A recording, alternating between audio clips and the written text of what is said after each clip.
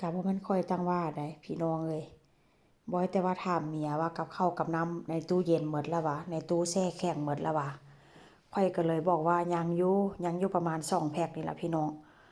บ่แต่ว่าค่อยเลิกเวียกมาผัวบอกเก็บอันของเข้าตู้เย็นเด้อว่าซั่นโอ้ยก็สิท่าให้มันกินหมดก่อนก็บ่เนาะเห็นไหมไปซื้อเนื้อหมูติดมันมาพี่น้องอันนี้แบบเนื้อหมูติดมันเด้อ แบบที่ว่าค่อยเอาอันเฮ็ดบาร์บีคิวนะเฮ็ดปิ้งย่างนะพี่น้องลากะอันนี้ก็เป็นเนื้อหมูคือกันแต่ว่าแบบว่าบ่ได้แบบว่าอันบ่ได้แบบว่ามีเนื้อติดมันปานใดว่าเส้นซะคนละแบบอันนี้ก็แซ่บคือกันพี่น้องส่วนหลายค่อยจะเอาไว้จุ่มหรือว่าเฮ็ดแบบว่าอันสุกี้กินจังซี่นะพี่น้องหรือว่าอันหั่นบางๆต้มแล้วเอามาเฮ็ดอันห่อเมี่ยงห่อนั้นก็แซ่บคือกันแต่ว่าตัวนี้แซ่บก่อนแล้วก็ได้เห็ดมาเมื่อนี้ก็ได้แล้วก็ได้คุกกี้มานำคุกกี้ตัวนี้แซ่บเลยเขาเจ้าเฮ็ดด้วยข้าวบาเล่พี่น้องแซ่บราคาก็บ่แพงแล้วก็ได้ใส่กรอกมานำเบิ่งไหมไว้แต่เมียบอกว่าวันยังหนูน้อยนึงกับข้าวกับน้ำนี่ซื้อมาโลดได้พี่น้องเป็นสลัดเห็นเมียมักกินก็ซื้อแบบนี้มาได้ตะกี้หันค่อยซื้อต้นใหญ่มาเพิ่นกระถามได้ไปยังจักบ่กินอันการต้นใหญ่ๆก็เลยบอกว่าคาล่างก็เลยซื้อแบบนี้มาเลยพี่น้องช่วงนี้ก็เห็ดนี่ซื้อมา2แพ็คพุ่นตัวเห็ดนี่นะแล้วก็ได้อันนี้นำพี่น้ององุ่นนี่ไร้เม็ดเดี๋ยวนี้เด้อองุ่นนี่เด้อแซ่บแล้วก็อันนี้ถั่วปิสตาโชเนาะพี่น้องเป็นถั่วอันนี้ของเพิ่นแน่นี่นะเพิ่นจะไปกินบ่อนเฮ็ดงานเพิ่นเวลาเพิ่นแบบว่าเพิ่นกินข้าวแล้วเวลาว่างนะพี่น้องโอ้ยสอดใส่ด้วยช็อกโกแลตพุ่นไหนแต่ว่าค่อยดีแต่ว่าค่อยบ่มักกินพี่น้องเป็นพวกของหวานบ่มักกินปานใดเด้อพุ่นแล้วของโปรดนะพุ่นแล้วได้มา6 ขวด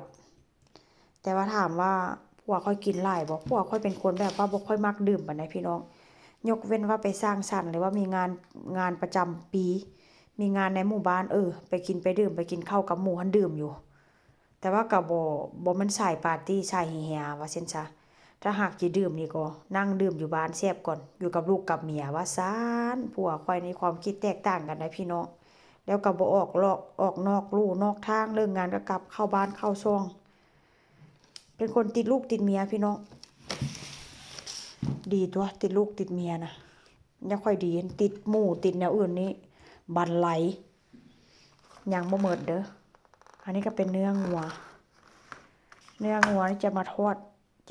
แต่ว่าค่อยนี้สิเฮ็ดลาบสิเอามาทอดใส่มันฝรั่งเพิ่นมักกินพี่น้อง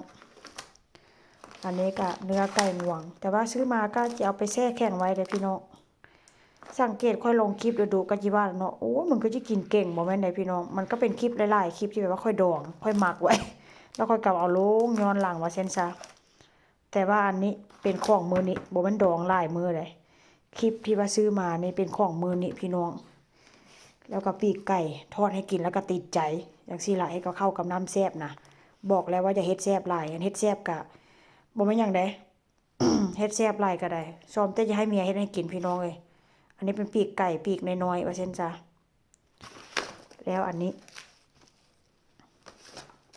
เป็นน่องมัน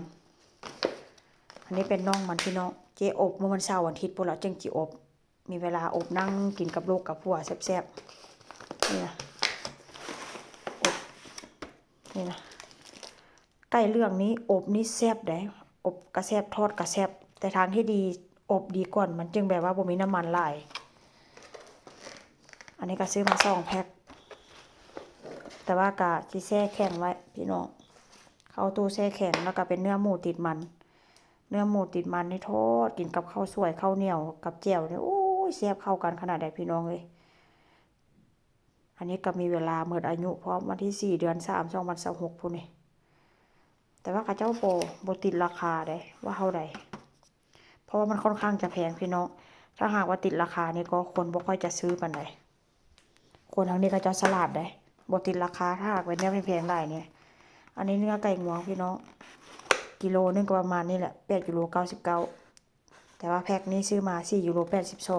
4.82คือไก่นี่คือกันไก่นี้แพ็คนี้ซื้อมานี่3.68แต่ว่าถ้าเป็นกิโลก็6.30ก็ราคาก็ประมาณนี้พี่น้อง